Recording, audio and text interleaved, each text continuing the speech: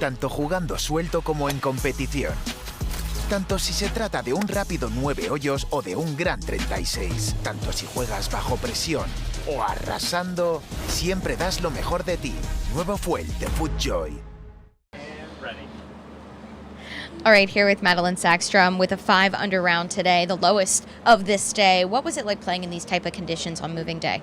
Well, it was really nice at first, and then, well, I was expecting it to be a lot worse, to be fair. So we handled the drizzle, heavy drizzle, quite well. I think the toughest thing was probably the greens. The speed just really slowed down a lot. It was hard to make yourself like hit it to the hole, especially, I mean, both uphill and also downhill putts because they've been quite slick all week. So that was probably the toughest thing. Battling those kind of tough conditions, especially on the greens, how much does a bogey-free round satisfy you today? Oh, this is my second one of the week.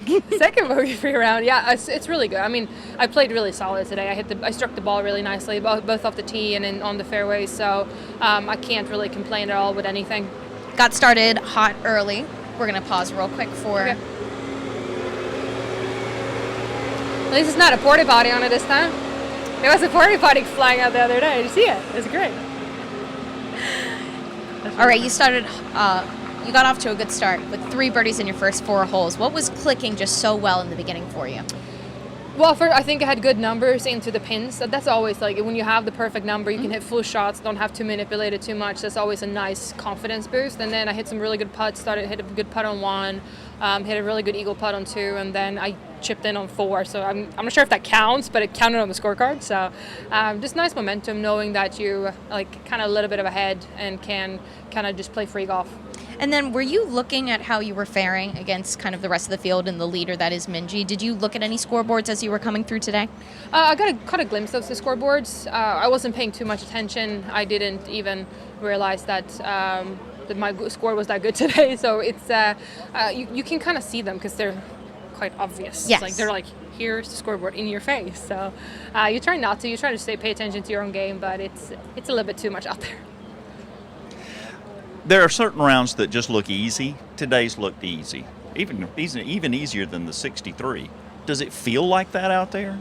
Yeah, today felt easy. It felt. I was very comfortable. I think it was kind of one of those rounds that I've been looking for in a while. Just I felt easy. I felt like I wasn't trying, but I wasn't giving myself too much grief when I was missing a putt or lipping it, or I had a lot of good chances and my putter was hot in the beginning, but then it kind of cooled down. But I wasn't getting upset. So I think those rounds are really nice to have under your belt, and I think that's a great confidence boost to have with me tomorrow because pressure is going to be higher tomorrow.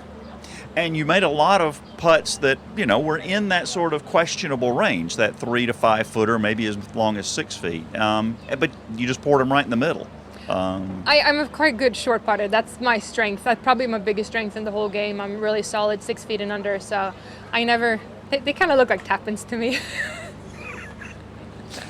Madelene, we've talked a lot about your reading habits and how intellectual you are, and Byron Nelson once told Tom Watson there are 2 kinds of golfers, those who need to know a little and those who need to know it all. Which one do you think you are?